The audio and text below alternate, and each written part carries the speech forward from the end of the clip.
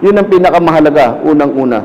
Ad-din mabniyun alal ilm. Sabi ng mga ulama, ang dinul Islam, ang relihiyong Islam ay binuo sa kaalaman. Kaya nga naman ang ating pananampalataya ay unang-una ipapatong mo sa knowledge. Pag nagkaroon ka ng knowledge, magkakaroon ka ng yakin. Sa ilm continuous, marami tayong katanungan, nasasagot, tumataas ang iman natin.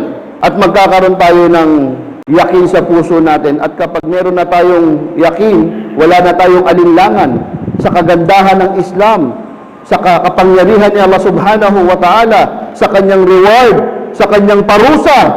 Ito'y yakin sa puso natin, nandun ang pagtanggap, nandun ang kabul, nandun ang intiyad. Gagawin mo siya, tatanggapin mo siya, at tutuparin mo siya.